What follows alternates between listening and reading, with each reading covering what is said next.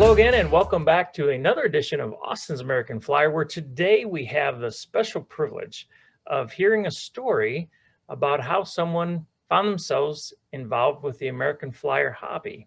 And today, Michael has been kind enough to join us and tell us a little bit about his connection to Austin's American Flyer, first of all, and then, if you would, we'd like to hear a little bit about, how did you find yourself interested in this hobby, and we'll go from there. So, Michael, thanks again for dropping in today, and love to hear what you have to say. Well, Austin, thanks for having me. And first of all, I want to thank you for the videos that you do on YouTube. I think they're awesome. I've been in the hobby for a lot of years now, off and on, and but it doesn't matter how long you're in the hobby. You always learn something by watching and talking to others. And so I really enjoy your videos, all of them, and I pick something out of every one of them, and so they're great. So I really appreciate all the time and effort you put into them, and I know there's a lot more time that goes into them than what we actually see on the screen. So I can appreciate that. So thanks for having me. Thank you. Yeah, wonderful. Yeah. So how is it that you found yourself engaged with Flyer? How'd that start? Okay. Okay. But my personal story is that I remember probably at the age of 3, watching the train go around the track and seeing the train come out of the tunnel, and it just so happened to be a Mantua Royal Blue Pacific pulling, I think, 3 or 4 passenger cars, and it was a 5 by 10 foot green board, plenty of plastic veil around it, and some of those little cardboard homes with the cellophane windows in it, and then the Christmas tree down at one end, and it went through a paper tunnel that my dad and my brother had built, and I was just mesmerized by this train, and it was phenomenal. So that's what I grew up with into my early, I would say from 3, when I probably first remember it. And I know it was 3 because I've seen pictures of when I was 3 standing there by watching the layout, and I have personal recollections. Now, I don't know if it's my own recollections or if it's something that somebody told me, but in my mind, I remember that. So, so probably around, I think it was around the age of 4, I got my own train set, and it was a wind-up Marks set, and it ran on 2 rails. But of course, Marks was O gauge or 027 gauge, like Lionel, the smaller Lionel sets. And I suspect that was because my dad probably thought I wasn't ready for anything beyond that, and he would have been correct, because I was pretty destructive back then with toys. So mainly because I like to take them apart and see how they worked and all that. I had always had an interest in anything mechanical. So so that's what I got. And then I noticed that then I think it was the next year, they bought me, my mom and dad got me for Christmas it was definitely HO. It ran on HO track, but it was battery powered. It had a little power pack, but the power pack took 2 D-cell batteries, and it was a Japanese made set, and it was a pretty good replica of the General. And but it was made by a company, I think it was called Namco. Okay. And I've seen them online. I've looked them up online, and I think it was called a Western set. Okay. And so I had that, and the engine actually smoked. And I remember running it on my brother's HO Christmas garden. And by the way, when I use the term Christmas garden, I don't know if that's a thing with Baltimore or not, but over here in Baltimore, everybody refers to it as a Christmas garden, and anybody outside of Baltimore automatically thinks somebody's planting flowers for Christmas. Yeah. But that's what we call train layouts over here. We don't call them train. A train layout to us is something that somebody builds as part of the hobby. But a Christmas garden over here is basically at Christmas time. Everybody puts up trains. The firehouses do it. They all put them up. So that's when I use the term Christmas garden. That's what I mean. Interesting. Okay. Like I said, my dad has always had a fascination with trains, and my brother did too. But I think I did more so than they did. I think I just took it to the next level. Anything trains I was into. And so, long story short, though, my brother had, what I'm told is my mother and father bought my brother an American Flyer set in the mid 50s. And when he got older, he wanted to get into HO. So it's specifically this Mantua set that I had mentioned. So Okay. he sold the American Flyer set to get this HO set. Okay. And my dad always, he could never forgive himself for that. He always Mhm. said, "I wish I had kept your brother's American Flyer set and bought him the HO set, but it was his train and he wanted to sell it." So at that point, I had no knowledge of what American Flyer was. But one day, my dad asked me if I wanted to get an American Flyer train. And I was probably around 10, and I guess he figured at 10, I'm probably getting to the age where I could probably take care of it. Yeah. So he had no idea, and I had no idea that Flyer had gone out of business.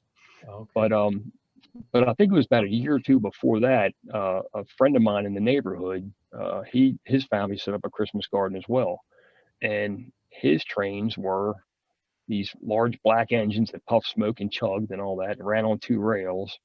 And like I said, I didn't know what American Flyer was, but I was flabbergasted with them. I thought that was just the greatest thing. And all of a sudden, they were my new favorite instead of my brother's Mantua set.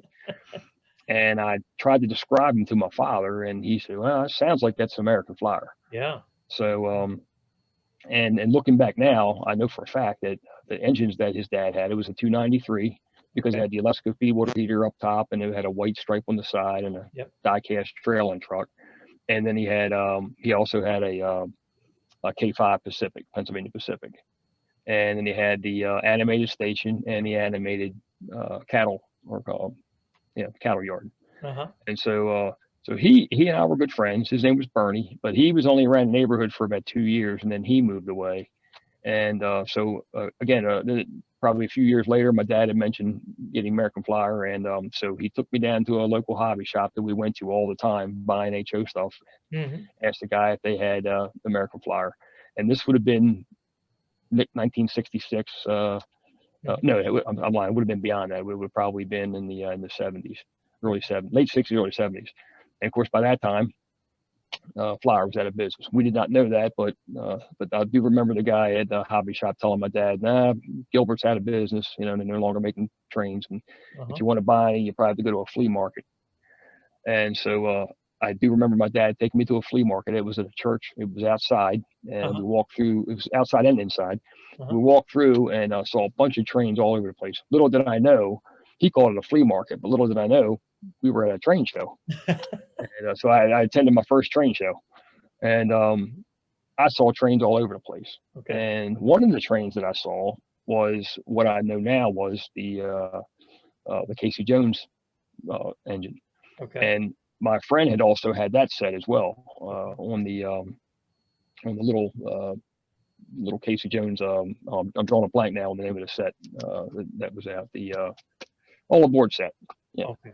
So he had an all aboard set as well, and I thought that was just the neatest thing. So, but my dad realized that wasn't great quality. He said, "Nah, we don't want that." So we kept looking around, looking around. Unfortunately, we left the show without buying anything, and so which befuddled me because I'm thinking, well, wait a minute, we're at a train show, we're looking for Right. something. I see plenty of things that I wouldn't mind having, but my dad was, I mean, he was thinking, I guess, on the frugality side of it. And so he didn't see anything that met his, I guess it met his budget. So I would say maybe a couple months went by, and I think he was always secretly, wanting to get Flyer too, wanting to buy me a set, but he was just waiting for the right time and the right price. So one day I came home from school, and he said, "After dinner tonight, we're going to go up and see a gentleman up in Roland Park, and we'll see what he has. He's got something for sale. Don't get excited, we don't. I'm not going to promise you anything, but we're going to go see what he has." So we went up there, and this guy's basement was completely loaded with American Flyer trains, wall to floor shelves and all that, and Wow. huge layout. At least for me, what I remember as a little kid. Hmm. And he had a bunch of trains on the floor. He knew we were coming, so he had a bunch of trains on the floor that were for sale.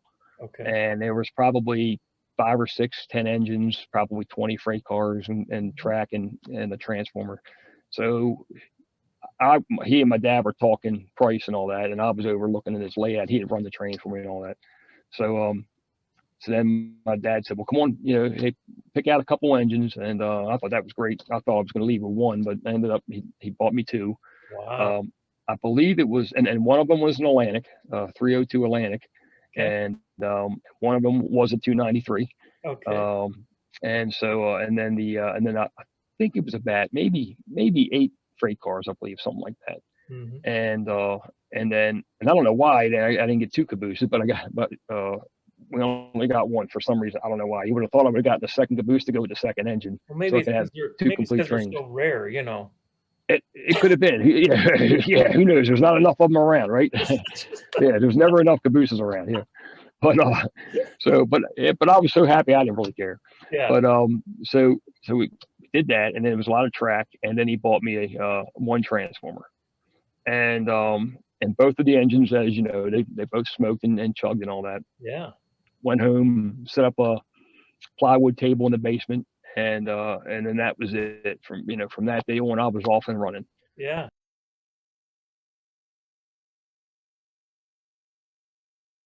Finally said, you know what, I want to get back into flyer, and so I had to like talk myself into selling them, and then I talked myself out of selling them. But I knew I just didn't have the money to start fresh, so I had to cut loose on my line-out collection.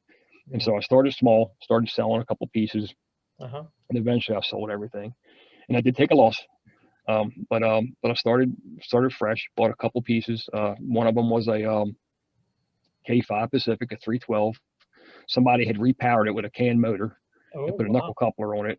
Yeah. But it ran great. I still have it. Still runs great. And then the other one was a 350 Royal Blue Oh. that I know now had started as a Royal Blue, was painted as a circus engine, Uh-huh. repainted as a Royal Blue, and then I stripped it and then repainted it again as a Royal Blue in the proper shade. But that engine I've since sold. But I started my collection slow, and then over the years I built it up to where it is right now. And so right now I have let me see, I've got 40 locomotives. I think I have 30. It's like 30 steam locomotives, 10 diesel locomotives, Okay. probably about 125 freight cars, and that probably includes cabooses. And then I think I have 30 passenger cars. Wow. Some of them are heavyweights, some streamlined. I only have one box set. I'm not really big into box sets, but I have cobbled together enough, freight cars and locomotives.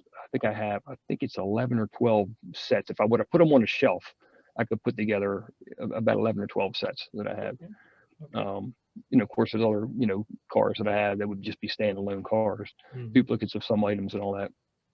And, but I probably over the last couple of years have sold off maybe about 8 or 10 locomotives that I just felt like, well, I don't need this one, so maybe I'll trade that or sell it for another item. Yeah.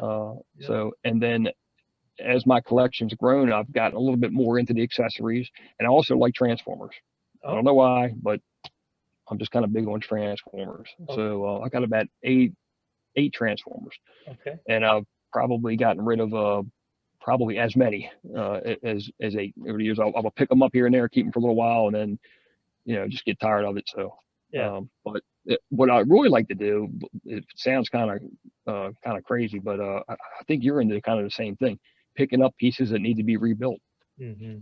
and it might be junk to somebody else, but I like picking them up and then rebuilding them, getting back in the running condition, and if necessary, I'll repaint them. I tried not to if I don't have to, Yeah. but I've done that.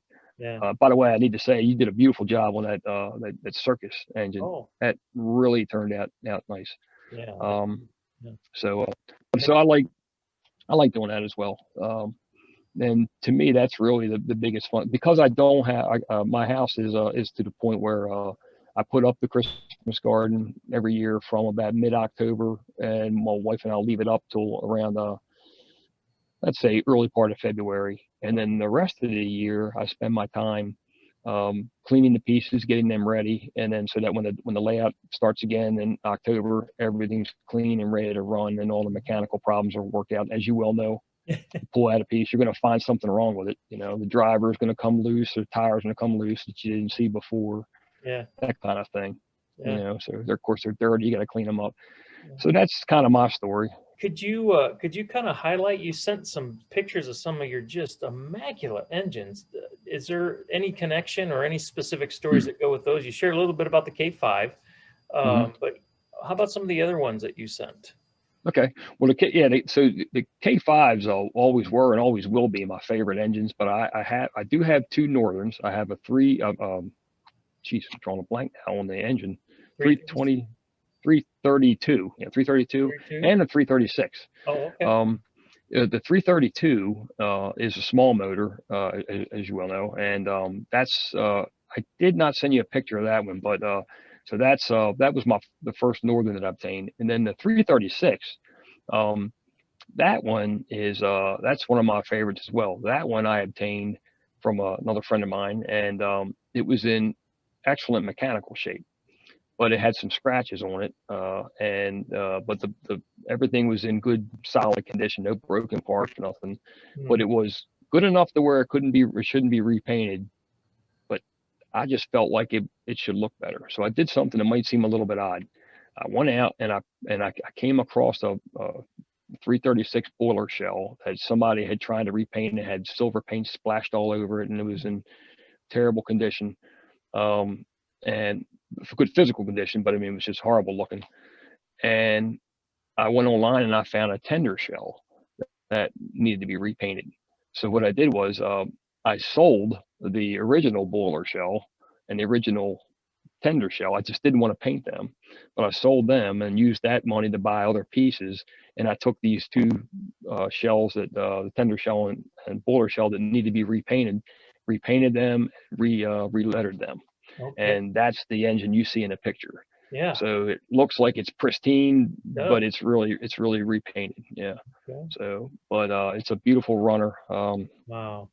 So it originally had traction tires on it, being a Pullmore, motored engine, but the traction tires were gone. So I got reached out to Port Lines and got some repo traction tires on it, and it's just an awesome runner. I bet. And they So pull like yeah. there's no tomorrow, right? I mean, Yeah, it's a great puller. And I've since I have a 313 K5 that has a large motor, but they're the only two that I have with large motors. And then I have a few diesel locomotives, EP5, the New Haven, the electric. I have one of those. And then I have two of the GP7 switchers. I have the GM version and the Union Pacific version, okay. and then the rest of the engines are the Alco PAs. Okay. So Okay. Gilbert made a beautiful toy. It was meant to be a toy, meant to be played with, and he put out beautiful products, and it's amazing that they lasted this long. But I think it's great, people like yourself out there doing this repair work and keeping this alive. Yeah. Because when we're gone from here, somebody else is going to be, running these trains, hopefully. Yeah. Yeah. So keep them alive, keep the hobby alive. All right. Well, Michael, are there any other specific stories related to any engines or cars that you've sent me pictures of? 290, and what I did, I went ahead and added a die-cast trailing truck, and of course it had a sheet metal tender. I was never a fan of the sheet metal tenders, so I obtained a plastic tender and transferred over the reverse unit from the sheet metal tender to the plastic tender. And because it had the solid drawbar, I had to drill that rivet out and make my own drawbar out of sheet brass. I know you can get them from Port Lines, and I actually have a few of them on hand, but I wanted to go ahead and make one out of brass anyway. It was really easy to make.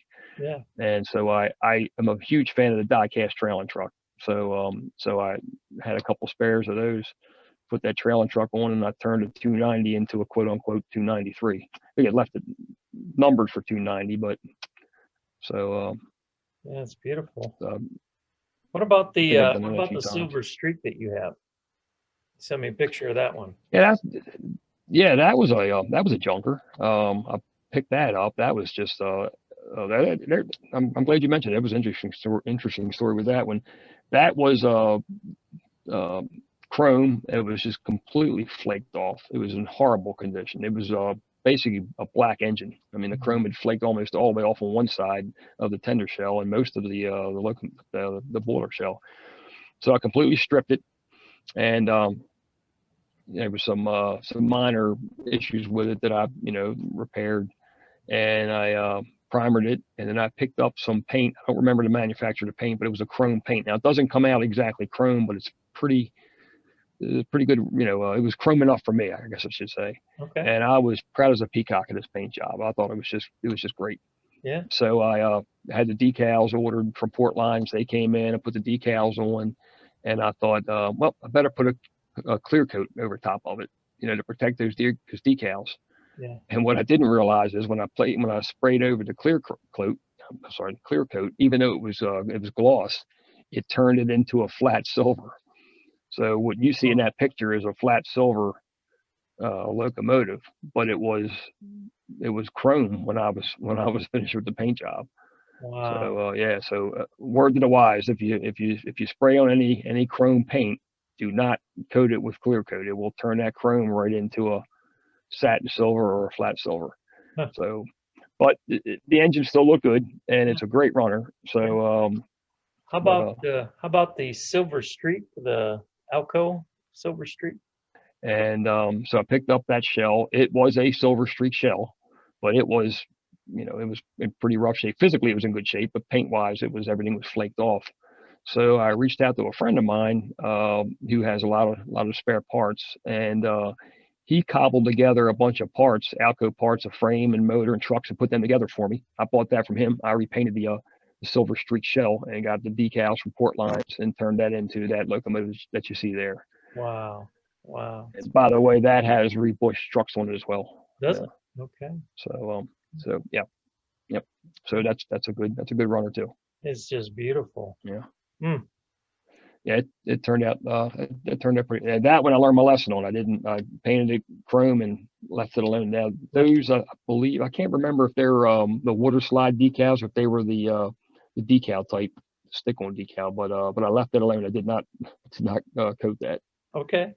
I run all my pieces. There's nothing that I have is abnormally collectible to the point where I don't mind running it. They all have playware on them. And again, in my mind, if it's not mint, and I don't have anything mint, probably never will. And if it's not mint in the box, it's a toy. It's made to be played with and run. So I do that. Yeah. So okay. And then one more engine I want to ask you about. You've got a New Haven Alco PA that you sent me a picture of. Just beautiful. Yeah, that's another one. That's one of the ones that I bought from the friend of mine who's a little bit older. He's getting up there in his mid 70s. Okay. I've learned an awful lot from him. His name's Bill. Learned a lot from Bill over the years. Bill knows everything there is to know about A.C. Gilbert and American Flyer. He's a walking encyclopedia, and I've learned a lot from him. But he's starting to sell a lot of his collection over the years. He's getting up there, and so he's selling some pieces, and I bought that from him. There's a few other pieces that he has that I'd like to purchase, when he's ready to sell them. But that's one of the ones I got from. All his items are well taken care of, and they run very well. Okay. So that one has very little runtime on it. So wow. So I'd still run it, but it doesn't. I don't run it as much as some of the others. So nice. But yeah, that's a good runner. Also bought the EP5, the Jet, from him as well too. So. Okay. So. Nice. Wow.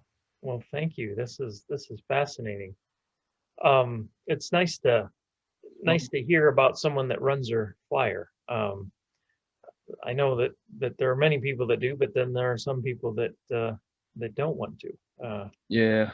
So yeah. Yeah, I mean, I can understand it too, because you see a piece that's in really good condition, and you get worried about, well, is it going to hit the floor? Of course, in your layout, you've got those protective sides on there, so you've guarded against that, and I do the same thing on mine too. Yeah. So I just remind myself they're toys. They're made to be played with. Yeah. And I certainly enjoy having fun with them. Oh yeah. So. They are a blast, no doubt. Yep. Yeah. They sure are. I like smoking the room up. I know in the one video, I think your opening view of your layout is 3 trains coming down the track and the smoke's belching everywhere, and I just think that's comical to me. I think it's great to see that. But again, in closing, I just want to say thank you so much for reminiscing with us and giving us a little glimpse into how you kind of got captured by the train bug. Well, Austin, thank you for having me. I enjoy talking with you and talking anything Gilbert. And I'd be more than happy to do this again. If you have any other questions or anything for me, just let me know anytime, and I'd be more than happy to answer. Love talking, and keep up the great job on your videos. They really are awesome. Thank you. So, Thank yep. you. Appreciate that encouragement. And you're right, it takes a lot of time. I'm sure it does. I'm sure it does. All Yeah. right.